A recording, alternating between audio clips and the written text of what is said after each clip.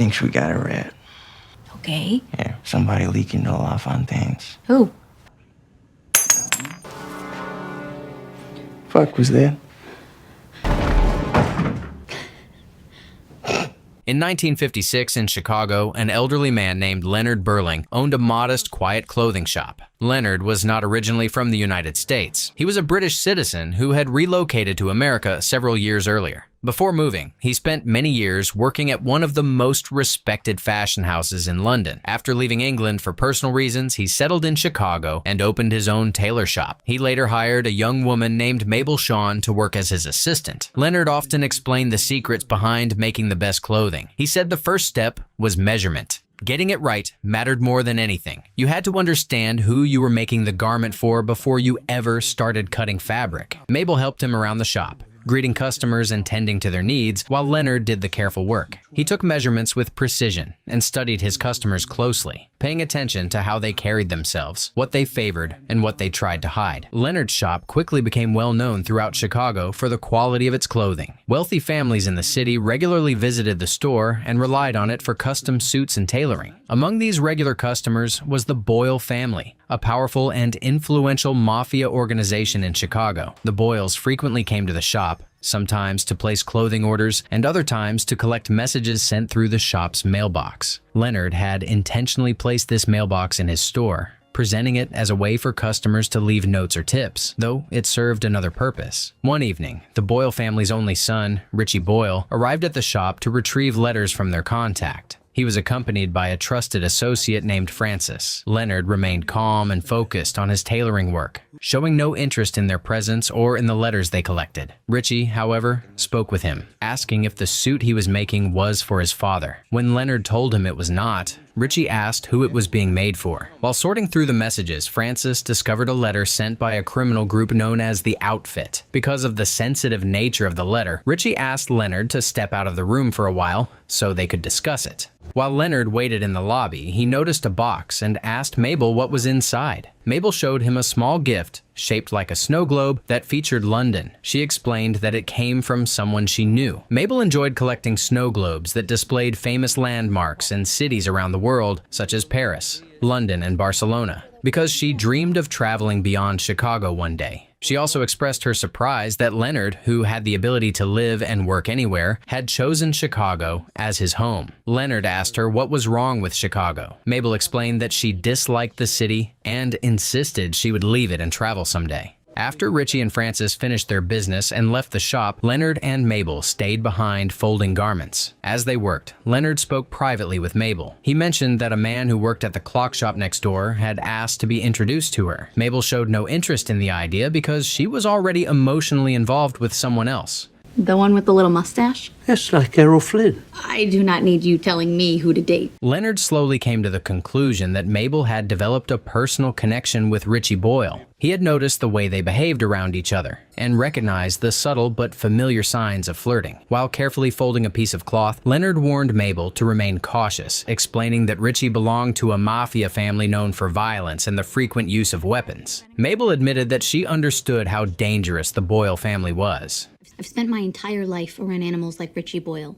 You want to get him to back off, you look him dead in the eyes and you pretend you're one of them. During their conversation, Mabel told Leonard that she knew he wanted her to become like him, to train under him, and grow into a great tailor. She explained, however, that she would never truly become like him, and that she planned to leave this place someday. Leonard told her that she was entitled to be herself, and that he did not need her to follow in his footsteps. As they spoke, Leonard noticed she was not folding the garment properly, and he pointed it out. He told her that a raise would only be possible if she improved her skills, especially in basic tasks such as folding clothes correctly. After the shop closed for the night, Mabel went home, while Leonard stayed behind, continuing to work late into the night inside the shop. Later that night, Leonard fell asleep at his desk and drifted into a dream filled with images of fire and loss. He was suddenly awakened by the sound of the shop door opening. The voices belonged to Mabel and Richie, who had come to the shop together to spend time in private. This confirmed Leonard's earlier suspicion that the two were romantically involved. As they talked, Richie shared information with Mabel about Francis, his adopted brother. He explained that Francis believed someone within the Boyle organization was secretly betraying them by passing information to a rival mafia group known as La Fontaine. Richie openly expressed his dislike for Francis, admitting that he felt resentment because his father, Roy Boyle, trusted Francis more than his own son. Richie did not consider Francis's family, viewing him instead as a stranger who had once saved his father's life. He believed his father's loyalty to Francis came from a sense of obligation rather than genuine affection. Leonard quietly listened to all of this from the other room. He accidentally dropped an object, creating a sound that alerted Mabel and Richie to his presence. Acting quickly, Leonard returned to his seat and pretended to be asleep.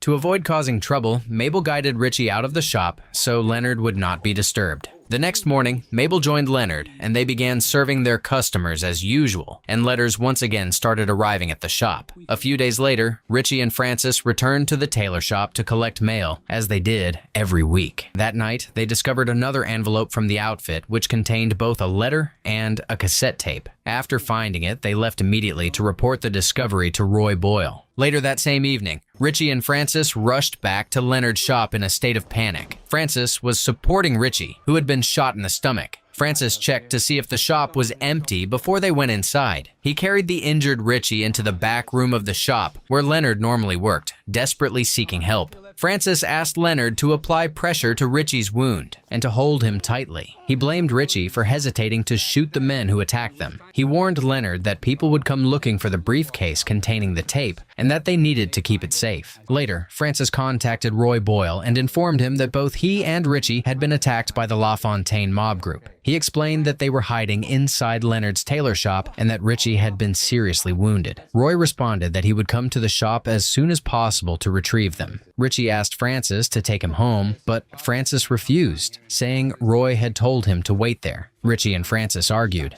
and Francis made it clear that he worked for Roy, not for Richie. And your father says we stay put.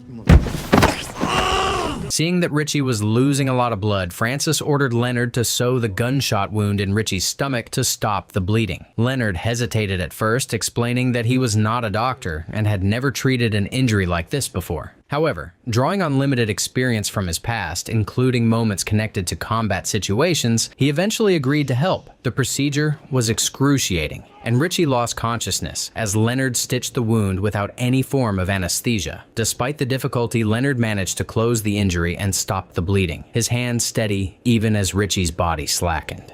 Once the wound was taken care of, Francis sealed the cassette tape into the suitcase. He asked Leonard to watch over Richie for a short time while he stepped out. Leonard refused and insisted that Francis take Richie with him, making it clear that he did not want to become involved in the Boyle family's violent affairs. Leonard wanted to be left alone and to keep his shop separate from their business. Francis told him he was already involved and was now part of the family. Francis continued to argue that Richie needed to stay, explaining that Leonard's shop was the only safe place available at the moment. Francis then explained that he had to leave immediately to find a cassette player. He revealed that the tape contained recordings from illegal wiretaps involving a member of the Boyle family. Francis believed that someone close to the family was secretly working with the FBI and had planted a listening device in a location the Boyles frequently used. He also explained that he and Richie had originally planned to listen to the tape somewhere else, but they were ambushed by the La Fontaine group before they could do so, resulting in Richie's injury. Because several mafia organizations wanted the tape in order to destroy the Boyle family, Francis felt it was urgent to listen to the recording and identify the traitor. Francis warned Leonard that many people were looking for the tape and that it was vital to keep it safe. He told Leonard that Roy would be there in a few hours. Leonard asked what he should do if the police came, and Francis coldly told him to get rid of them. Not long after Francis left the shop, Leonard noticed blood on the suit he had been working on, and he began replacing the stained fabric with a clean piece. Soon after, Richie regained consciousness. Richie thanked Leonard for saving his life, his voice weak but sincere. Richie asked for water, and Leonard brought it to him. When Richie asked about Francis's whereabouts, Leonard told him Francis had already gone to look for a cassette player and he mentioned that Francis believed the betrayer might be within the family. Leonard told Richie that his father was a good man. Remembering that Roy had been his first customer when Leonard opened the shop, Richie said he remembered that day and how his father had come home excited, talking about a tailor who had come from London. Richie explained that Roy cared about clothes and appearance, and that he often told him a well-tied tie was the first serious step in life. Leonard then asked Richie if he had any suspicions about who the traitor might be. Richie said he did not have any suspicions, but Leonard pressed him, saying he must have someone in mind. He added that the person responsible was likely someone very close to the Boyle family, even if they were not officially a member of it. The fuck are you talking about, English? I'm the rat.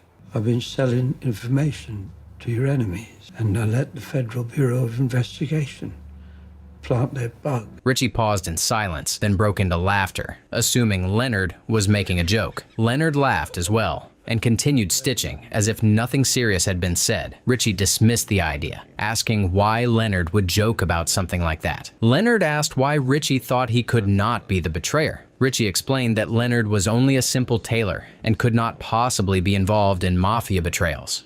I absolutely could be the rat.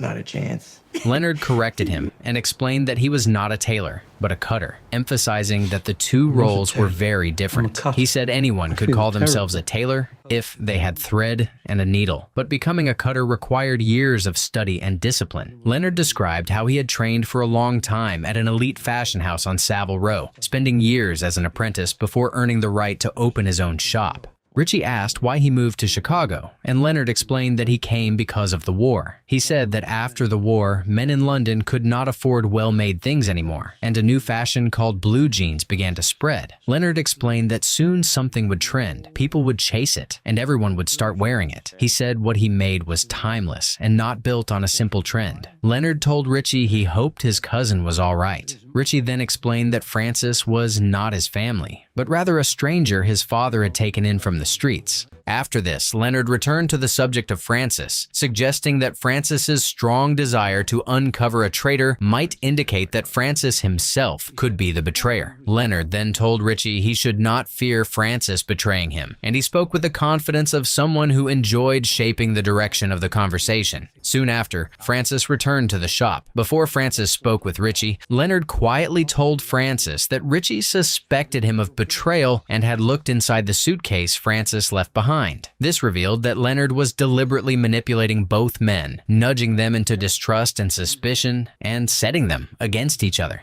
Influenced by Leonard's earlier words, Richie began questioning Francis, asking why he was the only one shot during the ambush while Francis escaped unharmed. Francis responded that he had simply been fortunate that night. Richie demanded to know where Francis had been, and Francis explained that he had gone out looking for a tape player and had found one, and that he planned to take the cassette there to play it. Richie insisted on going with him, but Francis told him he was not in good shape to go out there, not with his wound and his condition the way it was. Francis then insisted that they should play the tape immediately, but Richie stopped him and said they should wait for his father, who was expected to arrive soon. Richie said he wanted to wait, unless Francis was trying to make sure Roy never heard what was on that tape. Francis told Richie he was going to take the tape and leave. The argument over the tape intensified, and the tension between them escalated into a physical struggle. During the chaos, they discovered that the suitcase was empty.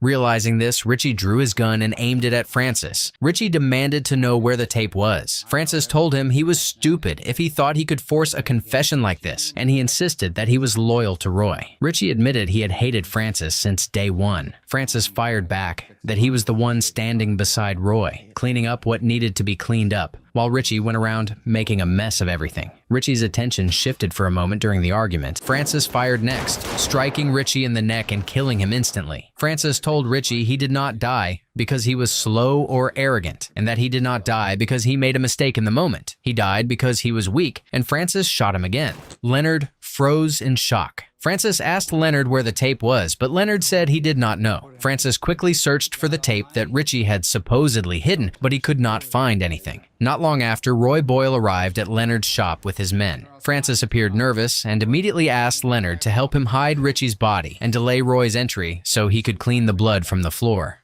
Francis started scraping the blood away while Leonard went to answer the door. Leonard greeted Roy, and Roy thanked him for standing by him and his family, saying they would not forget this. By the time Roy stepped inside and reached the back where Francis was, the blood had been removed, and Francis had enough time to invent a story to explain Richie's absence. Roy asked where Richie was, and Francis told him that Richie had taken a tape connected to the outfit and left to find him. Roy demanded to know why Francis had not followed him, but Francis explained that Richie was not willing to listen and told him to wait there while he went out to look for his father. Roy made several calls but could not find Richie. He worried about his missing son and the missing tape. Francis suggested they go look for Richie, but Roy ordered Francis to go out and find his son, while Roy stayed behind in case Richie returned, or in case the people he called contacted him with information. Francis hesitated at first, terrified Roy might discover his dead son's body, but he eventually left. While waiting, Roy remained in the shop and spoke with Leonard. Roy's eyes moved around the room until they landed on a suit. He asked Leonard why he had moved to Chicago, and Leonard told him he moved because of blue jeans. Roy laughed at the response. As if it were a clever answer, he could not decide whether to accept. Roy then looked at Leonard's shears and proceeded to show him his gun, saying that this was his tool. He compared the men he killed to pieces of fabric tossed away when making a suit, suggesting it was necessary to shape the neighborhood he was building. Roy then started telling Leonard about an organization called The Outfit. He explained that The Outfit was the largest criminal organization in the world, with operations spread across Europe and the United States. Roy said the Boyle family had been offered an alliance with them because the Boyles were the only group willing to openly fight LaFontaine. As part of this support, The Outfit had provided an FBI wiretapping recording to help identify a traitor within the Boyle family. Leonard appeared confused and asked why Roy was sharing such sensitive information with him, since Roy had never spoken about mafia matters in front of him before. Roy then revealed that he had already realized Richie had never left the shop. Richie's coat was still hanging inside, and Roy knew his son would never go out in winter without it. This made Roy certain that Leonard was hiding something. He asked Leonard where Richie was. He called one of his men over, and the man pointed a gun at Leonard and demanded the truth. Leonard mentioned that Francis had warned him not to tell the truth, saying Leonard would be in danger if he spoke. Before Leonard could respond, Francis suddenly entered the room while holding Mabel. Roy demanded that Leonard tell him the truth while Francis kept Mabel at gunpoint. Fearing that Mabel might be harmed, Leonard quickly invented a story. He claimed that Richie had felt ashamed because Francis had killed several men from the rival group while Richie had not. According to Leonard, Richie left to confront LaFontaine's people on his own to prove himself to his father. Leonard added that Richie had ordered him not to mention this earlier, so Roy would not worry. Francis claimed that Richie had stopped at Roy. Then Roy questioned why Francis had brought Mabel to the shop. Francis explained that Richie might have gone to Mabel's apartment because she was his girlfriend. Roy questioned Mabel about Richie's location, but she said she did not know where he was. Francis interrupted and stated that he had noticed a blood stain on Mabel's carpet, suggesting that Richie had been injured there. Mabel told Roy that was a lie. Roy asked Mabel who she was, and he realized he had known her late father. Your dad was Ryan Shaw. He's a real tough guy, your dad. Thank you. Growing angry and impatient, Roy began pressuring Mabel aggressively to tell the truth. Francis claimed that Mabel might be the one ratting them out, since she was involved in a romantic relationship with Richie. Leonard told Francis he had known Mabel for years and was certain she was not the one betraying them. Francis, however, started beating Mabel while questioning her, striking her as if violence could produce answers. Leonard stepped in and physically stopped Francis, trying to calm him down and pull him away. Roy and Francis ignored Leonard's protest and dragged Mabel into one of the rooms. Leonard felt sick from everything he was holding inside and decided to step out for air. Francis saw him heading for the door and stopped him, and Roy told Leonard that no one was leaving until they found Richie. Leonard said he was tired and needed to leave, telling Roy to do what he needed to do to find his son. Leonard told Roy that he knew how he was feeling right now, that he understood what it was like to search for someone and feel the ground slipping away beneath you. He then admitted he had not come to Chicago because of blue jeans. He told them that he once had a wife and a daughter, and that both had died in a fire. Because of that loss, he now thought of Mabel as his own child, and he could not watch her be destroyed. At that moment, the phone rang, and Leonard answered it. Go get it. He told Roy the call was from Richie, who claimed he was hiding from LaFontaine and asked to be picked up at a specific street location. Hearing this, Roy decided to go and get him with his men. Let's get to it. Francis chose to stay behind, saying he would keep an eye on Leonard and Mabel in case they were lying. Roy agreed and left Francis behind while he went out to look for Richie. After Roy left, Leonard revealed the truth. He admitted that he had deliberately given a false address so that LaFontaine's men would ambush Roy and his crew. Leonard then revealed that Mabel was the traitor they had been searching for from the beginning. After becoming closely involved with Richie, she gained frequent access to private information about the Boyle family. She used these opportunities to collect details and secretly pass them to the LaFontaine group in exchange for money. Aware that the Boyle family would eventually uncover her actions, Mabel turned to the FBI for protection. She worked with them to arrange wiretaps and planned for the arrest of the entire Boyle family, believing this would keep her safe once they were taken away. Leonard had known about Mabel's actions all along and chose not to interfere. He understood that her motivation was money and her desire to travel the world. Francis was stunned to find out Mabel was the one ratting them out this whole time. When Francis demanded to know if she had taken the tape, Leonard explained that he was responsible for hiding the tapes and that he had done it to shield Mabel from immediate danger. You knew what I was doing, and instead of stopping me, you helped. Yes. Fuck you. I can take care of myself. Leonard then proposed an idea. Mabel would call LaFontaine and tell them Francis's location so they would come and attack him. Francis resisted, saying he would not betray Roy like that. Leonard told him it was either that or Roy would find out Richie was dead and he would kill them all. Cornered by the choice and the fear of what Roy would do, Francis finally gave Mabel permission to call LaFontaine. LaFontaine wants to make a deal. Tape for cash. 1 hour. Mabel made a deal with LaFontaine to exchange the tape for cash. Not long after, LaFontaine and his men arrived at the shop to pay Mabel for the tape. Before the exchange happened, Francis instructed Leonard and Mabel to use a coded signal once LaFontaine handed over the money. This was meant to allow Francis to leave the back room and kill LaFontaine. After LaFontaine arrived, they took the tape and paid Mabel the agreed amount. However, Leonard and Mabel betrayed Francis and secretly informed LaFontaine of his location. Francis jumped out to kill LaFontaine. He pointed his gun at LaFontaine. When Leonard told LaFontaine that he had emptied Francis's gun earlier, Francis was shot multiple times by LaFontaine's men and left to die. Any other killers in here I should know about? Only you. A tailor, always listening, never talking. But nobody stopped to think what's going on in his head. I'm not a tailor, ma'am. I'm a cutter. Couper.